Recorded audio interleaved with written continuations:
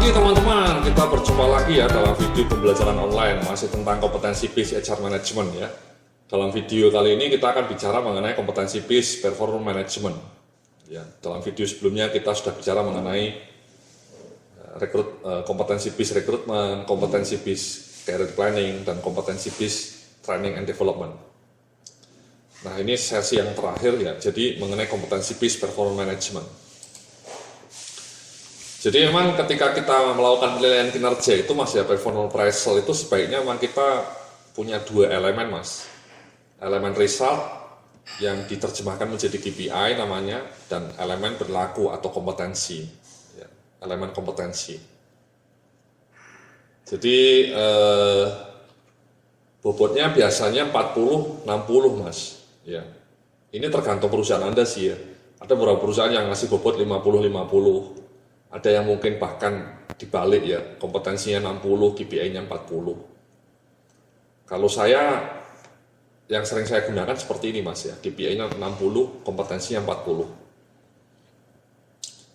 Atau mungkin misalnya untuk level manager 70, lebih tinggi ya, KPI-nya 70, kompetensinya cuma 30, kalau staff seperti ini. Kenapa manajer bobot KPI-nya lebih tinggi ya, karena mungkin sudah level manager ya. Jadi kita sudah lebih fokus ke result. Nah nanti kita akan dapatkan skor totalnya mas. Ya. Kemudian dikasih reward and development.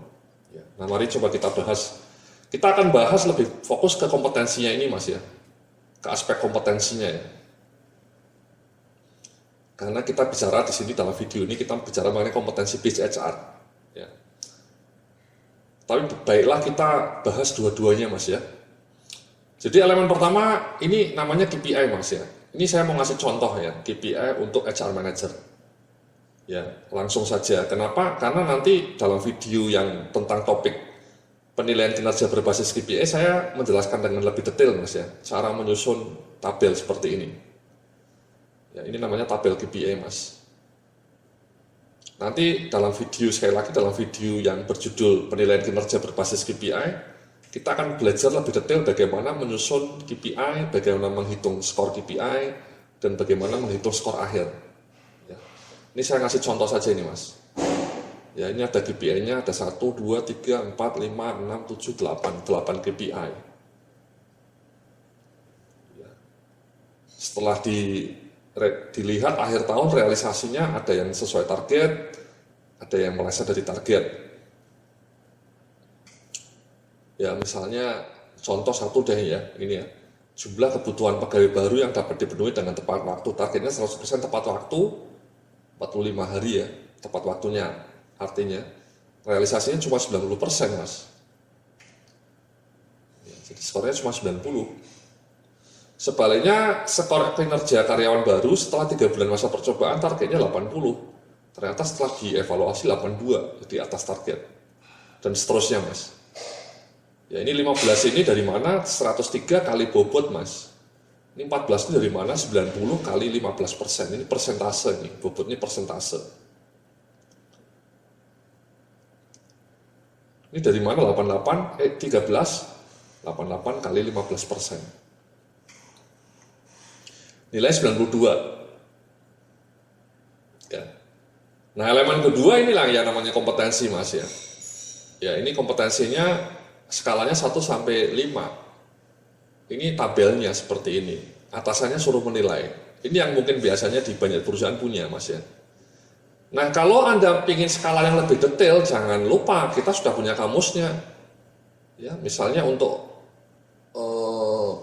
orientasi kualitas kerja prima atau inisiatif ya, kita sudah punya kamusnya ya. Jadi tempo hari dalam video sebelumnya kita sudah punya kamusnya ini. Ya, ada leveling skalanya 1 sampai 5 lebih detail. Ini leadershipnya misalnya. Ini misalnya orientasi kualitas kerja prima ya. Ada narasinya mas. Ya. Sehingga bisa membantu supaya penilaian ininya tidak lagi pakai feeling. Tapi pakai standar tadi ya, kamus kompetensi. Jadi itulah fungsinya kamus kompetensi, sekali lagi punya peran.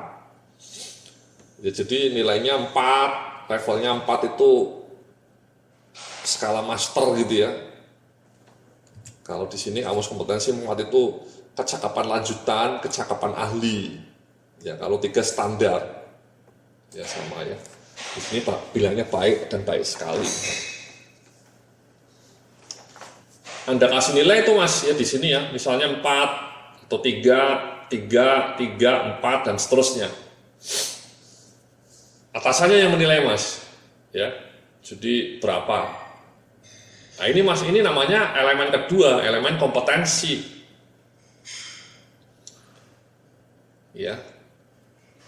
Jadi penilaiannya kalau atasan memang ya. Kalau bisa atasannya harus punya catatan ya, record. Jadi penilaiannya tidak sembarangan, berdasarkan bukti-bukti berlaku. Nah setelah itu dinilailah Mas ya. Dinilai ya, misalnya ini dirumuskan dulu nih Mas yang nilainya ya. Jadi saya coba akan lihat ya di slide-nya ada yang ketinggalan. Sebentar Mas.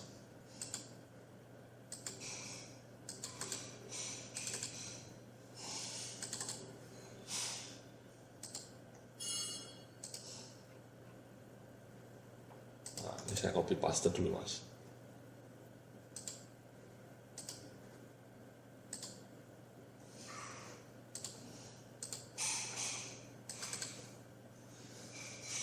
Jadi setelah Anda nilai, nah ini contohnya Mas, penilaiannya Mas ya. Jadi penilaiannya seperti ini ya. Jadi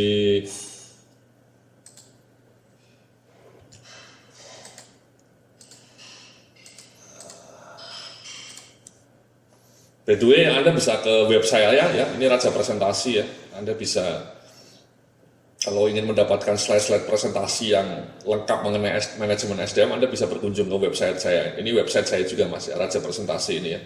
Websitenya Yudhya Antareksa ya. Yudhya Antareksa. Pengelolanya sekali lagi, pengelola Raja Presentasi itu juga saya sendiri ya, Yudhya Antareksa. Oke, kembali ke laptop Mas ya, kembali ke laptop ya. Jadi Anda tadi sudah menilai misalnya ada 3, ada 4, ada 3, ada 2, 3, 4. Di total Mas, totalnya ini 26 dibagi 8 ya 3,25 ya. Kenapa 8? Karena ini kompetensinya ada 8 Mas. Nah 3,25 ini harus dikalikan 20. Kenapa dikalikan 20? Karena skala nilai KPI-nya 100 Mas ya. Ini skalanya kan 1 sampai 100 nih Mas, kontinunya 1 sampai 100, dia nilainya 92. Supaya ekivalen ininya dikalikan 20, kan ini 5 Mas skalanya. 5 supaya menjadi 100 dikalikan berapa Mas? Kan dikalikan 20 Mas ya, mbak-mbak ya. Bapak, ibu-ibu yang dimuliakan ya, yang mulia gitu ya. Jadi dikalikan 20 Mas supaya ekivalen dengan skala 100, karena ini skalanya 5. Jadi itulah 3,25 dikalikan 20, nilainya 65. Ya, karena banyak yang jelek ini nilainya 2. Ini cuma 3 ya.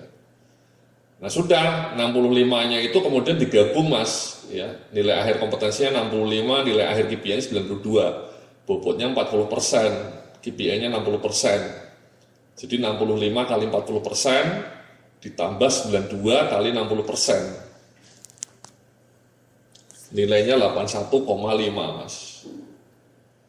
So that's it ya. Jadi itulah peran kompetensi Mas. Ya, jadi sekali lagi Anda punya elemen KPI ini sekali lagi nanti akan kita pelajari dengan lebih detail dalam video mengenai KPI. Nilaimu 92. Ini elemen kompetensinya, jangan lupa kita sudah punya kamus kompetensinya ya. Yang mengatakan 5 itu seperti apa. Ini kan kalau ini terlalu global Mas ya. Cuman bilang kurang, standar, baik sekali. Baik sekali itu maksudnya apa? 4 itu baik itu maksudnya apa? Itu bisa Anda refer ke kamus kompetensi yang sudah kita susun. Ya, ini ada kamusnya. Ya, jadi Anda bisa menggunakan ini ya. Untuk problem solving misalnya. Ya, skalanya ini sudah kita susun. Anda semua bisa download ini ya, file-filenya ya. Bisa Anda pelajari. Nah setelah itu dijumlahkan, kemudian di total nilainya 81. Nah skor Anda 81 ya masuk kategori B mas, ya lumayan lah. B dapat bonus mas ya, 1 kali gaji ya. Kalau A dapatnya 2 kali gaji mas ya, mudah-mudahan seperti itu, amin ya. Jadi itulah mas ya, segmen terakhir mengenai kompetensi based HR management ya. Jadi dalam video-video sebelumnya kita sudah belajar banyak mengenai bagaimana kita membangun kompetensi framework ya, menyusun kamus kompetensi, menyusun kebutuhan kompetensi jabatan, dan kemudian bagaimana menerapkan kompetensi itu untuk training, untuk rekrutmen, untuk performance management, dan untuk career management, dan juga untuk reward ya. Karena kalau Anda dipromosikan, reward Anda juga naik.